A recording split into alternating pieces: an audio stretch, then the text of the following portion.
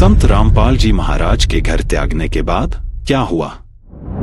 Sir और कुछ ऐसी बात हो संत रामपाल जी महाराज से जुड़ी उस समय हो कि घर त्याग दिया उन्होंने, नौकरी छोड़ दी और सत्संगों में बिजी हो गए, फिर और आगे फिर कैसे मिशन तेजी से आगे बढ़ा? अभिषेक जी, एक समय की बात बताता हूँ आपको। दादा गुरुदेव जी शरीर त्याग गए थे, यानी कि संत भाषा में बोले तो सतलोक चले गए थे, अपने परम धाम चले गए थे। तो उनको तो वहां से मैसेज आया तलवंडी भाई से, पंजाब से, गुरुजियों के पास कि दादा गुरुदेव जी शरीर त्याग गए हैं। तो उनको समाधि देने की तैयारी कर रहे थे। तो मैसेज आया शरीर त्याग गए, आप आइए।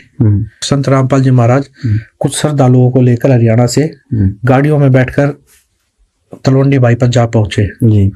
जब वो वहां पर पहुंचे तो वहां पर तैयारी कर रहे थे दादा गुरुदेव जी को समाधि देने की। तो गुरु जी गए, वहां पर काफी मेहनत आए हुए थे और हजारों की संख्या में वहां पर श्रद्धालु आए हुए थे। फिर दादा गुरुदेव जी तो शरीर त्याग गए, तो उनको समाधि देने के लिए। तो वहां पर जब समाधि देने की तैयारी थी करी गई, समाधि दे दी गई। फिर समाधि देने के बाद वहां पर चर्चा, आपस में चर्चा कर रहे सारे जो बैठे, वो चर्चा हो रही। चर्चा ये हो रही, बातचीत चल रही है। बातचीत ये चल रही थी कि अब तो जितने भी आश्रम हैं, जितने भी शिष्य हैं और जितनी भी वो व्यवस्थाएं हैं या कोई सामान है या कोई भी चीज वहां पर, गाड़ी है या जो भी व्यवस्था, वो तो अब संत रामपाल जी महाराज जी के पास होंगे।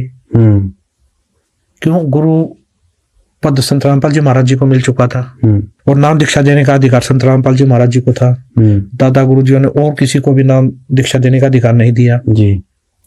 तो ऑटोमेटिक